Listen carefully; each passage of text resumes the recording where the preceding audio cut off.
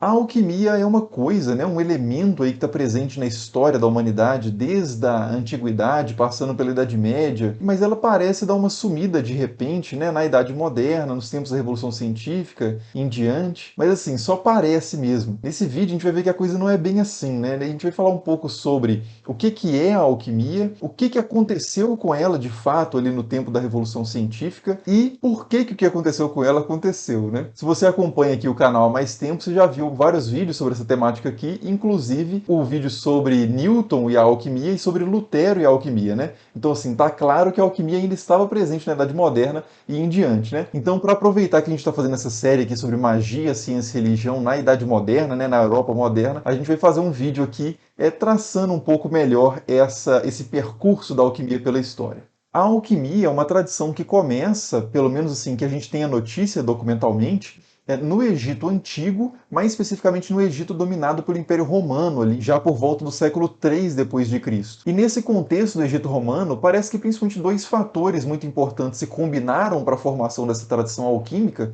que foram, primeiro, a cultura grega, principalmente a filosofia natural grega, que circulava bastante ali no Império Romano entre as elites, né? E já circulava no Egito antes do domínio romano, inclusive, mas principalmente mesmo a filosofia natural, né? Que era essa reflexão filosófica sobre como é que a natureza funcionava, de que as coisas eram feitas, né? Qual que era a composição da matéria, por exemplo. E isso vinha principalmente dos autores chamados de pré-socráticos, mas também do próprio Aristóteles, Platão e tal. E somado a isso, um segundo fator extremamente importante é a própria tradição egípcia de trabalho com metais, né? A metalurgia egípcia relacionada muito à fabricação ali de imagens, por exemplo, de adoração aos deuses, né? E também máscaras mortuárias, né? Como a famosa máscara de Tutancâmon, né? Que é muito mais antigo do que esse contexto, mas revela essa perícia técnica impressionante mesmo dos egípcios para trabalhar com diversos tipos de metal, utilizando diversos processos diferentes, né? Então essa combinação dessa reflexão filosófica sobre a matéria e a própria manipulação da matéria por esses processos sofisticados ali, usando fogo, usando diversas outras técnicas, vai ser preservada e vai se desenvolver ainda mais nos séculos seguintes no contexto do Império Bizantino, né, no leste da Europa, e nos califados islâmicos que vão se expandir ali rapidamente a partir do século VII, principalmente. E aí, finalmente, no século XII, é que esses textos alquímicos preservados ali em grego no Império Bizantino e em árabe nos califados islâmicos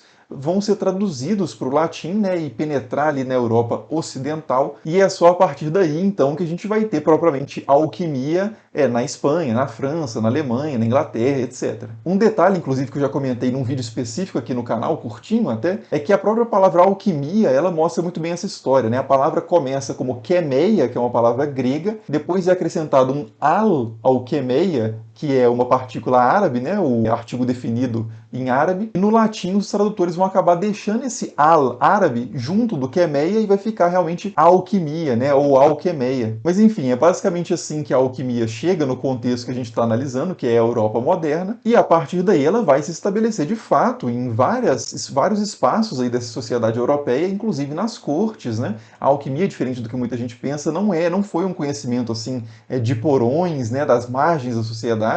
A alquimia teve uma presença social bastante importante e às claras, né? Vários príncipes tiveram seus alquimistas mesmo oficiais de corte, como o Rodolfo II, que a gente comentou lá no vídeo sobre John Dee, né, e sobre a lenda do Dr. Fausto. Mas enfim, né, esse não é um vídeo sobre a ascensão da alquimia, mas sobre o declínio dela, né? Então a gente tem que falar por que esse conhecimento que entra com força na Europa a partir do século XII e se estabelece inclusive nas cortes de figuras muito importantes, vai passar a ser modificado, pelo menos, a partir ali dos tempos da Revolução Científica. E para entender isso, a gente tem que falar, assim, o que foi muito basicamente a Revolução Científica. A Revolução Científica não foi um evento, né, mas sim um longo processo aí que dura pelo menos 200, 250 anos, né, nos séculos XVI e XVII, e ela foi principalmente um processo de reestruturação dessa longa tradição que era a filosofia natural, né, a reflexão filosófica sobre a natureza, afastando essa tradição principalmente da ciência aristotélica, né, e incorporando a ela a questão da verificação de teorias por meio de experimentos, né? Claro que há infinitos outros fatores aí, mas para nós aqui o que interessa mais é isso. Mas assim, por que a valorização da experimentação na ciência seria negativa em relação à alquimia, que era, afinal de contas, um conhecimento bastante mãos na massa, ali, laboratorial e tal, né? A questão é que experiência é uma coisa muito mais complicada na prática do que na teoria. Para você dizer que provou alguma teoria ou comprovou alguma ideia por meio de uma experiência, a primeira coisa é que as pessoas têm que acreditar que você de fato fez a experiência. Ou então você tem que descrever com muita clareza qual foi a experiência que você fez e esperar que a pessoa consiga reproduzir essa experiência, o que é muito complicado, na verdade, né? Porque a pessoa tem que ter acesso aos mesmos materiais que você usou, tem que ter o mesmo tipo de equipamento que você tem, então os equipamentos têm que passar por uma padronização, e nada disso estava muito estabelecido nesse período do início da ciência moderna. O uso de uma vidraria diferente, por exemplo, poderia gerar um resultado diferente. Ou se você comprasse o seu ingrediente, um certo metal, na Espanha, poderia dar um resultado diferente de você comprar esse metal na Alemanha. Porque quando você compra prata, você não está comprando prata 100% pura, né? Ela tem certas impurezas, e essas impurezas variam de acordo com a composição do solo local, né? Então, assim, a amostra de prata que você consegue na Espanha pode ser diferente em termos materiais, né, químicos, da prata que você consegue na Alemanha. E assim, né, a gente está falando de prata, a gente está falando de ouro, né? Para você fazer uma experiência com essas coisas, você tem um gasto muito grande, né? Se você quiser trucar mesmo a experiência de outra pessoa, outra figura e reproduzir para verificar se ela está certa ou se ela está errada, você vai realmente ter que pagar para ver, né? Vai gastar uma grana. Então, assim, né, as condições reais, né, materiais de reproduzir uma experiência são muito mais complicadas do que no abstrato. E é por causa disso que uma das principais características da chamada nova ciência, além do experimentalismo, é a questão da confiança. Quando essa ciência moderna começa a se desenvolver, ela se restringe bastante socialmente às pessoas que tinham honra pública, né? Na Inglaterra eram os chamados gentlemen, eram pessoas que realmente você poderia confiar, ou supostamente poderiam confiar, porque a palavra deles ali valia muito, a reputação, o título deles estava em jogo e coisas do tipo. E é principalmente nessa questão da reprodutibilidade de experiências e da respeitabilidade do experimentador, né, do cientista, é que muitos alquimistas vão começar a ser deixados de fora dessa nova ciência. Isso porque, por mais que a alquimia tivesse esse caráter assim, mãos na massa, né, de artes manuais, de teste, de laboratório, os textos alquímicos em geral não facilitavam muito a vida de quem queria reproduzir qualquer tipo de experimento. Tradicionalmente, desde a antiguidade, os textos alquímicos eram repletos de codinomes, né?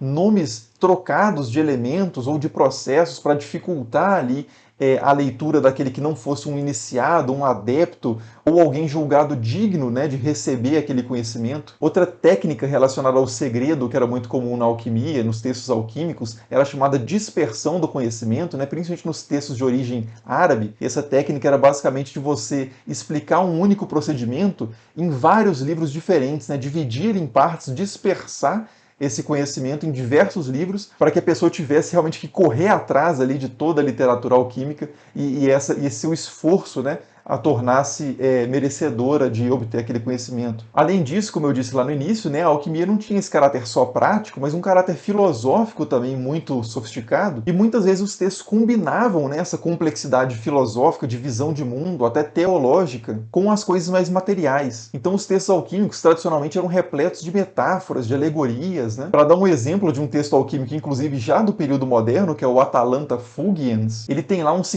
mais de 50 capítulos, e cada capítulo do livro é expresso, né, é explicado por meio de um lema, depois um emblema, né, imagético, depois um poema, depois uma narrativa em prosa e depois uma música. Então, assim, né, não é algo muito parecido com um artigo científico moderno, por exemplo. Então, essa era uma característica da tradição alquímica que dificultava muito a questão da reprodutibilidade, né, que era muito importante ali, e da comunicação clara, né, que era muito importante para a chamada nova ciência. E para piorar, esses textos complexos eram ainda muitas vezes assinados de forma anônima ou por pseudônimos, ou até por pseudoepigrafia, né? Ou seja, atribuía-se um texto a alguma figura mais é importante. Muitos paracelcistas, por exemplo, assinavam como o próprio Paracelso, muitos autores medievais assinaram como Jábir, que era uma autoridade islâmica. Então a questão da confiabilidade ali, do testemunho do experimentador, né, que era muito importante para a ciência moderna, também não casava muito com essa característica da tradição alquímica. Só que assim, isso não significa que a alquimia vai ser rejeitada durante a Revolução Científica. O que vai acontecer, na verdade, nesse contexto da Revolução Científica com a alquimia é que ela vai ser, de certa forma, reorganizada, né? Dissolvida e coagulada numa nova forma, vai passar por um processo aí meio espagírico, forma a adequar ela aos parâmetros dessa nova ciência. Um livro que a gente poderia destacar aqui para ilustrar esse processo é um livro chamado O Químico Cético, do Robert Boyle, que é uma das figuras fundadoras da Royal Society de Londres, uma das entidades que melhor representava, inclusive, esse projeto aí da chamada nova ciência. E nesse livro, o Robert Boyle vai atacar não a alquimia, mas algumas categorias específicas de alquimistas que não poderiam entrar aí na ciência moderna. Esses alquimistas indesejados, assim, que o Robert Boyle chamava de alquimistas vulgares, eram principalmente os que ele chamava de charlatães, né? Alquimistas ali que fingiam apenas que conseguiam fazer certos processos espetaculares ali químicos e que na verdade estavam fazendo truques. Isso logicamente não poderia estar dentro, né, dessa comunidade respeitável que era a comunidade dos cientistas modernos. E outra categoria que Robert Boyle ataca também é o que ele chama de laborantes, que é mais ou menos assim, figuras que apenas trabalhavam manualmente, assim, eram técnicos de laboratório, por assim dizer, mas que não eram propriamente filósofos. Porque por mais que eles tivessem alguma perícia ali laboratorial, eles não conseguiam explicar corretamente, dar explicações causais coerentes para os processos que eles faziam. E o Boyle vai colocar, inclusive, muitas figuras dentro dessa categoria, né, dizendo que são, inclusive, os culpados pela confusão que se vê nos textos dos alquimistas. Porque já que eles não sabem o que está acontecendo ali nos laboratórios enquanto eles fazem as experiências, eles escrevem de forma também tão confusa quanto é a cabeça deles. Mas, de novo, né, o projeto do Boyle aqui não é desacreditar a alquimia em si, né? Ele mesmo, inclusive, se correspondia com uma multidão de alquimistas, era, de certa forma, ele mesmo um alquimista, acreditava na possibilidade da transmutação de metais menos nobres em mais nobres, como chumbo em ouro, por exemplo, e compartilhava uma série de outros pressupostos ali, teorias com a tradição alquímica. E se te parece estranho que cientistas extremamente prestigiados como Robert Boyle ou o próprio Isaac Newton também acreditavam na possibilidade de transformar alguns metais menos nobres em ouro, eu recomendo vocês assistirem um vídeo sobre Isaac Newton e alquimia, né, que eu já publiquei há mais tempo aqui no canal, que eu explico um pouco a lógica por trás dessa crença. Mas enfim, né, o fato é que a alquimia vai sobreviver sim à revolução científica, né, mas ela vai se transformar, como a própria filosofia natural também antiga havia se transformado durante a Revolução Científica, a alquimia também vai se transformar e vai assumir características aos poucos, né, que a gente vai passar a identificar principalmente pela palavra química, né, que a gente distingue muito de alquimia, mas que na época do Robert Boyle, por exemplo, eram palavras sinônimas, né? O próprio Robert Boyle usa as palavras em inglês chemistry e alchemy como sinônimos. Então a ideia de que na Revolução Científica a alquimia morre e nasce a química, né, é uma coisa meio estranha. Na verdade, há muito mais continuidade, eu diria, do que ruptura nesse processo. Mas enfim, por esse vídeo é só, né? E no próximo vídeo a gente vai falar sobre a permanência de outra coisa durante a Revolução Científica, que é meio estranha, que é a bruxaria, né? Falando especificamente de um filósofo natural também da Royal Society,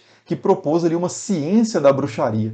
Mas isso fica para o próximo vídeo. Se você se interessa pelo assunto, né, se inscreva aí no canal, acompanhe os outros vídeos aí da série, clique aí no link da playlist para ver os vídeos que você ainda não viu dessa série sobre magia, ciência e religião na Europa moderna. Comente aí também, clique no gostei, agrade aí esse Deus cioso que é o algoritmo para que ele seja favorável ao canal e nos vemos aí nos próximos vídeos. Valeu!